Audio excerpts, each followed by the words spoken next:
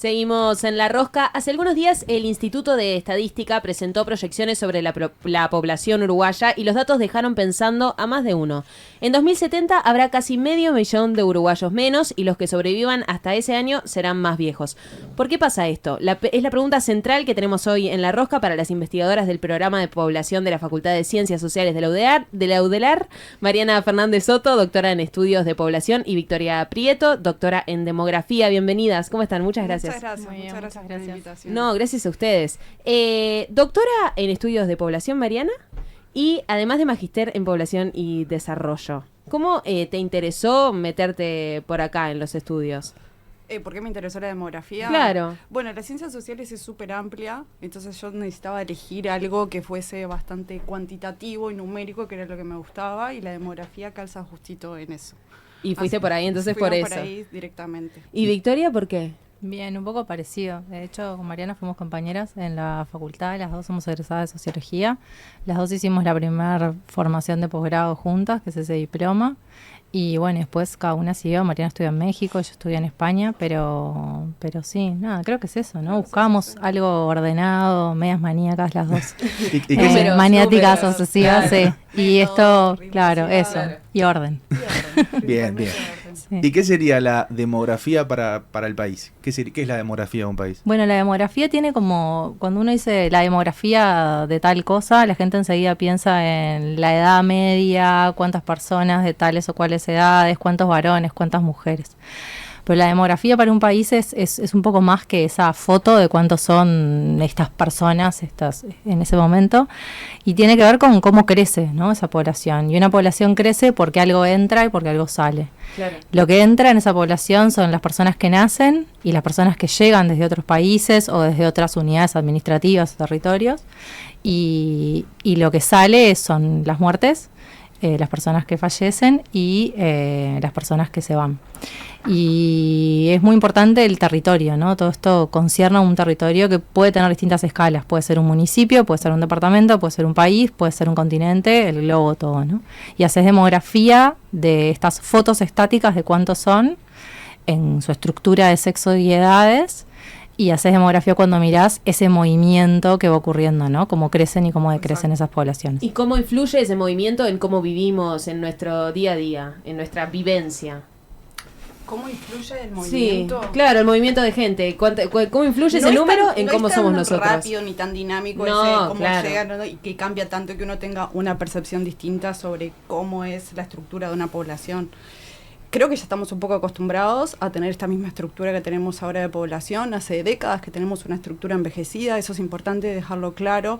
Sí, siempre se habló de que Uruguay somos un país de viejos. Somos pocos, somos un país que hace décadas que estamos en envejecimiento poblacional, que nacen pocos niños, que un país muy de emigración, muchas salidas. Recientemente tenemos algunas corrientes inmigratorias recientes que nos sorprenden y que eso nos hace sentir un poco distinta a la población uruguaya, pero esas son las cosas nuevas, digamos.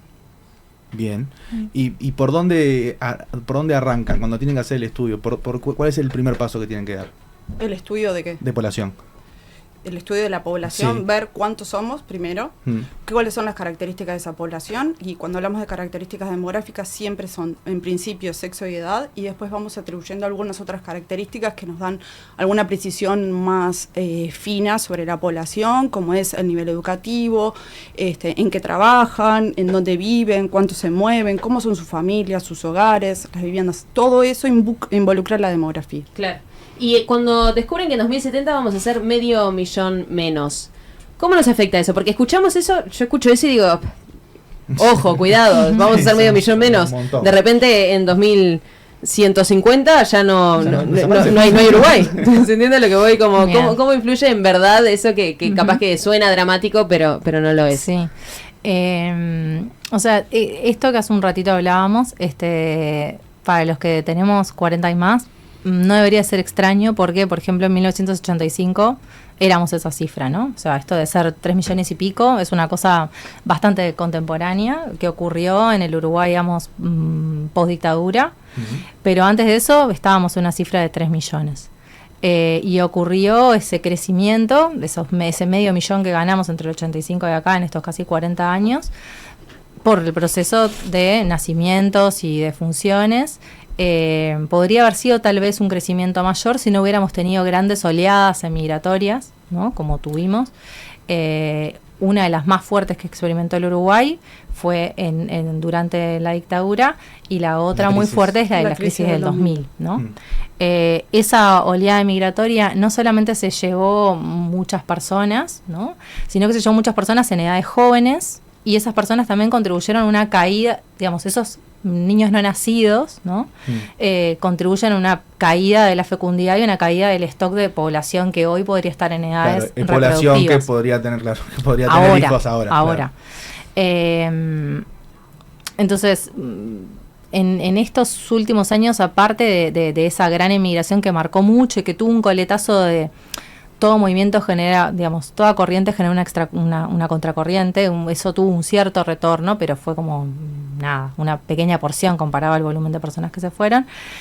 Fue uno de los componentes fuertes de la dinámica en el periodo intercensal anterior, entre el 96 y el 2011. En este periodo no tuvimos gran emigración de uruguayos, pero tuvimos, ¿no? Un país que tiene una hipermovilidad importante, tiene uruguayos que se van, que se siguen yendo, no a aquellos ritmos, y algunas personas que han venido. Y lo que tuvo sobre todo es una caída espectacular de la fecundidad, que eso es lo más propio, digamos. Si la gran transformación del periodo intercensal 96-2011 es la emigración, es la caída. En es la caída de la fecundidad. Y sobre todo no es cualquier fecundidad. Y por eso es un poco una buena noticia también que estemos desacelerando nuestro crecimiento, porque el gran empuje del cambio tiene que ver con la caída de la fecundidad adolescente en este periodo. Una fecundidad que se logra, digamos, no controlar, pero sí se abre un camino de oportunidades para que las personas puedan controlar su propia fecundidad en edades donde tal vez no había tanto control. Durante muchas décadas en Uruguay, al menos 2 décadas, la fecundidad del Uruguay estuvo sostenida por la fecundidad adolescente y joven. Una fecundidad no intencional, y eso no se cuestionaba en algunas partes, pero cuando hablamos del nivel de la fecundidad, ahora vemos todos el desplome y todos estamos preocupados, pero en realidad es una buena noticia. Hay personas mujeres que no querían tener hijos, que ahora están controlando eso y están decidiendo sí tener hijos y cuándo tenerlos. Y no hay tanto cambio entonces en las poblaciones de mujeres, por ejemplo, que son mayores de edad y sí quieren tenerlo. ¿No es tanto el cambio entonces? Sí, el cambio se da, en la caída de la fecundidad se dan todas las edades. La mitad de la caída de la fecundidad se produce por las mujeres jóvenes y adolescentes. La otra mitad se debe a todo el resto de las otras mujeres en edad fértil que deciden tener menos hijos o no tener hijos. Ahí sí van los cambios culturales. Y ahí es el cambio cultural. Uno de los más importantes, pero es un cambio cultural que ya viene dado de antes. Las mujeres con mayores niveles educativos en Uruguay ya hace varias décadas que venían reduciendo su fecundidad. Y eso tiene que ver, es que ahora, las de casi todos los niveles educativos también bajan. ¿Y eso tiene que ver con el acceso a vivienda, con una cuestión más de decisión más económica, o es únicamente cultural por otro sentido? No, la hipótesis que estamos manejando es un acceso más efectivo a métodos anticonceptivos. Principalmente se amplió la canasta de métodos anticonceptivos, tanto con implantes subdérmicos, con la disposición de DIU en todos los centros de salud, y una oferta más directa a las mujeres en las policlínicas, en los médicos y las médicas generales, y eso fue lo que en principio podemos explicar, o una de las principales causas de la caída de la fecundidad. ¿Y la llegada de mujeres inmigrantes no logra revertir esa situación? No logra revertir, y no es algo como exclusivo de Uruguay. Si uno mira la serie histórica de los nacimientos, ve que los nacimientos de las uruguayas bajan y lo de las inmigrantes aumentan en números absolutos porque hay más inmigrantes, pero en términos relativos en intensidad de su fecundidad no es que sean mujeres más propensas a tener hijos que las nativas, lo cual es razonable porque, digamos, toda América Latina está pasando por este proceso. Claro. Y el grueso de la migración que recibimos en Uruguay es migración sur-sur, es migración intrarregional. Entonces ahí hay varias hipótesis que maneja la literatura. Una es, primero la migración es selectiva. ¿Qué quiere decir eso? No cualquiera migra, ¿no? Y quien migra tiene un nivel educativo en promedio por lo general más alto que el de la población que queda. Eso ya te da una pauta, una pauta reproductiva que por lo general puede ser más baja que la de la población con nivel educativo un poco menor. Además está hay un efecto shock de la migración o un impacto específico, ¿no? Moverse tiene costos, ¿no? Claro. Moverse implica la separación de cónyuges, implica un tiempo que hay que invertir en rehacer la vida, en acumular capital económico. No es tan usual que haya... Exacto, en hacer una red social en ese lugar de destino. Uno debilita sus estrategias de cuidado en un continente donde el cuidado es tan familiarista como en este. Bueno, es difícil irte de tu país y perder una abuela que eventualmente pueda apoyar ese cuidado, una hermana que pueda apoyar ese cuidado. Y por otro lado, está esto como de lo selectivo, que decía hace un rato, está esto como del shock mismo, y está esta otra hipótesis que para mí no tiene tanto sentido porque esta es una inmigración que lleva muy poco tiempo, pero se habla en la literatura también de pautas de asimilación o de espejamiento con respecto al lugar al que llegás. Que no tiene que ver con que imitas a las mujeres, es que te habitúas. Te adaptás a su Sí, manera de vivir. Sí, bueno, y sufrís las mismas restricciones, ¿no? Que te da, que sufrimos todos, digamos, en este contexto.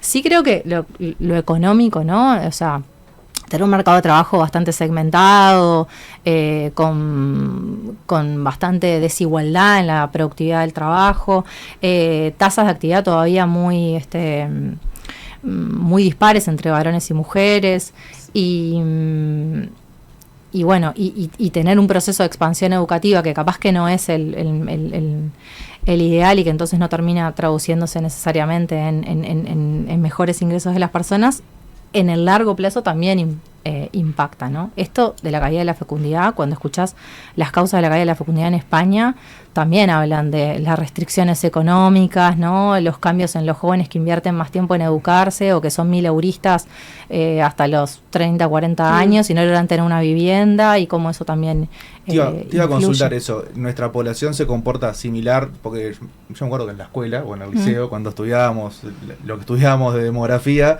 se decía que Uruguay tenía comportamientos demográficos similares a los países desarrollados. Como que eso era lo que nos decían en geografía, creo que era la materia que nos decían. Sí. ¿También sigue sucediendo eso? Sí, podríamos decir, sí, tenemos pautas de comportamiento reproductivo similar al de los países desarrollados. Los niveles de fecundidad son similares a los países desarrollados. Y sí tenemos, yo creo que esto que vos me decías, que yo te dije, no es un cambio, Sí. obvio que hay un cambio cultural por detrás sobre el rol que ocupan los hijos, sobre tener o no hijos. Eso es un cambio de paradigmas que sucede a nivel occidental, digamos, y que ya no podemos dividir tanto entre lo que pasa en las pautas culturales países desarrollados y no desarrollados. Todos más o menos estamos metidos en un mundo donde el tener hijos no es una decisión rápida o que la das por dada como en otras cortes, No, sino que es y algo no que es- se cuestiona. Claro. Y ese cuestionamiento implica un cambio cultural o un paradigma sobre el rol de la familia o cuándo tener hijos o sí tener hijos, distinto al de al menos nuestros padres y nuestros abuelos, seguro. Total, no es el propósito de vida ya que viene Claro. por sentado que todos tenemos. Pero ahí volviendo a esto de la velocidad de los cambios, este cambio es de larga data o es más lento, digamos, es como un cambio que lleva mucho tiempo. Pero la El cambio fuerte, que es este último de la caída, que tuvo que ver sobre todo con la caída de la fecundidad adolescente, tiene que ver más con esto otro que decía Mari específicamente, de bueno, acá hubo una acción deliberada, hay Claro. una intervención de política puntual muy rápida, ¿no? Es un cambio que... Y que funcionó, además. Que es de Exacto. 5 o 6 años, ¿no? Pero, esto obviamente que lo del embarazo adolescente es un cambio positivo, por más de Sí. pero esto, lo otro, lo de que esto en 2070, ¿no? Vamos a ser 500.000, 20.000 menos, ¿puede ser un problema? Sí, puede ser un desafío. Es un desafío para los sistemas de previsión social, claramente, para el mercado de trabajo, pero tenemos que empezar a pensarlo en eso, en términos de desafío, no en términos de, bueno, Claro. nos vamos a extinguir, no sabemos qué hacer, como tener una mirada un poco menos amarillista de la situación, sino una mirada más preocupada. Bueno, esto se instaló hace muchas décadas en muchos países europeos, en la mayoría de los países desarrollados. ¿Cómo lo vamos a encarar como país? tomando distintas caminos. El camino no es solamente que las mujeres tengan más hijos. Sí, ahí como eso es lo que hay que tratar. Una de las cosas que es importante es como aceptar esto y no pensar únicamente en políticas que son de incentivo de la fecundidad, que puede haberlas, porque hay cosas para corregir, pero también en pensar en políticas fundamentalmente de que vas a tener una población más pequeña, y esto es una oportunidad para invertir mejor en esa población, claro, ¿no? Digamos, puedes tener menos hijos, pero más caros, ¿no? Y estos hijos más caros, por ejemplo, invertir en educación es evidente que lo tenés que hacer, porque necesitas que tengan una productividad mucho mayor, ¿no? Si antes hacías una productividad fruto de muchas personas, ¿no? Ese modelo no te sirve. Vos necesitas una productividad de pocos, pero rendidores, pero que pocos y buenos. Claro. Entonces, digo, esto las cosas, está bueno como salir también del determinismo demográfico para dar las respuestas a los cambios demográficos. Y esta es como cuál es la inversión en capital humano, cuál es la inversión que haces en las personas para que entonces logren verdaderamente sostener los sistemas de seguridad. La otra es, digamos, mucho tiempo se habla en la literatura como del bono demográfico, ¿no? Como una oportunidad de que cuando estás en este momento puedas transferir el gasto que tenías destinado a tener poblaciones grandes a esto, ¿no? A la educación. Y el otro es aprovechar también como todo el terreno que tenés para incrementar la acumulación en el sistema de seguridad social, reduciendo la brecha entre varones y mujeres, ¿no? Todavía tenés unas tasas de actividad, mirando los datos del censo, que hablan de una brecha del 15%, ¿no? Entre varones y mujeres. A iguales edades, a iguales condiciones. Digamos, ahí hay mucho para ganar en capitalizar a los sistemas de seguridad. O sea, a iguales puestos de trabajo, los hombres ganan o tienen acceso. Esto el 15% más. Sí, pero también está eso, ¿no? También está esa brecha, de que es del entorno de un 10% cuando mirás al salario.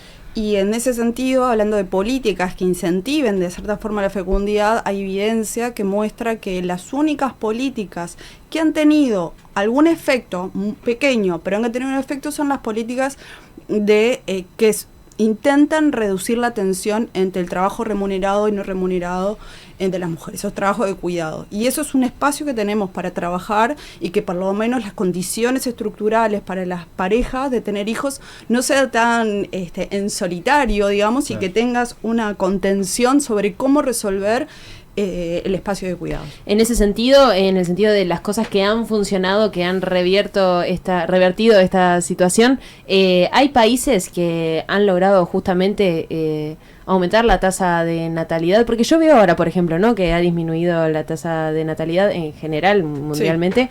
Sí. Vemos distintos mecanismos en países, por ejemplo, como Rusia, ¿no?, que incentiva de una manera que capaz que es un poco antiderechos, igual la forma, si lo vemos de una forma como de incentivar el embarazo adolescente. ¿Vieron esas políticas nuevas que en verdad eso funciona? ¿Hace bien a la sociedad? ¿Sirve o no, desde su punto de vista? Esas políticas no han tenido efectos en el incremento del nivel de la fecundidad de esos países. Las únicas políticas que han tenido algún tipo de efecto fueron las de los países nórdicos, con estados muy robustos, muy ricos, que intentaron lograr que haya una mejor distribución de la carga de cuidados entre varones y mujeres. Esos son más licencias parentales para los varones, para las mujeres. Más licencias es 1 año y 1 año. Flexibilidad horaria, servicios de guarderías desde la primera infancia con horarios extendidos. Eso es lo único que ha funcionado, por lo menos para sostener el nivel de fecundidad y que no haya un desplome. Claro, sí. Y en el caso que ustedes hablaban de emigración, de que seguimos emigrando, ¿quiénes son la población de Uruguay que más emigra hoy en día? Siempre es selectiva, decía hace un rato, la migración, y bueno, tiene ahí ese componente, ¿no? Digamos, son las personas que tienen un nivel educativo medio alto. Hace tiempo una colega demostraba que había una relación de causalidad directa entre la insatisfacción económica de los jóvenes, de la incorporación al mercado de trabajo, y la propensión a querer emigrar, y eso... digamos, para considerar el proyecto migratorio uno tiene que haber una globalización de las aspiraciones de vida, y eso viene de la mano de la educación. Entonces no, digamos, es siempre en estratos medios y altos donde esto es una válvula, digamos, de escape. Pero bueno, la migración no solamente responde a la insatisfacción económica, sí, esto, digamos, los determinantes económicos son sin duda los más fuertes, pero hay otros elementos, ¿no? Las vinculaciones históricas con otros lugares, las dinámicas previas de lazos históricos, no sé, muchos de los uruguayos tienen doble ciudadanía, ¿no? Sí. Ahora estamos todos desesperados por llegar al plazo de la ciudadanía española, que la extendía a una generación más. Otros están muy frustrados, los que tienen ascendencia italiana, porque acaban de cerrarse esa ventana. Pero eso, digo, en Uruguay tiene 20 y pico de años, ¿no? Que la gente cumple 18, 19 años y empieza a moverse para tener, por las dudas, un pasaporte. Y tiene que ver también con esto que vivimos en Uruguay, que es una cultura emigratoria. Las sociedades que han sido nietos y además han vivido, han sido atravesadas por oleadas emigratorias fuertes, tienen impreso eso, ¿no? Cuando uno entrevista a personas venezolanas, ahora ya no tanto, pero sobre todo hace unos 7 años salía mucho en la narrativa de estas personas el aprender a migrar. Venezuela fue un gran atractor de población en la región latinoamericana, no tenía cultura de emigración, la está construyendo, ¿no? Y están aprendiendo a ser emigrantes. Pero cuando uno habla con un cubano o una persona, varón o mujer cubana, es curioso ahí, porque hay un saber migrar, que lo loco es que no es un saber migrar sur-sur, vienen como de pautas de lo que es la histórica migración hacia Estados Unidos, ¿no? Entonces, no sé, hay palabras como la migra, acá no hay la migra, ¿no? Claro. O bueno, ¿no? Un temor como a la irregularidad o a cuestiones que no son tan generalizadas en Uruguay, pero entonces en esto de por qué la gente migra tiene que ver con cuestiones económicas, hay un cierto perfil, pero además hay una cultura migratoria. Y Uruguay es un país que está adelantado en esa transición hacia la movilidad internacional. Y en concreto, ¿qué está haciendo Uruguay para prepararse para esta situación en 2070?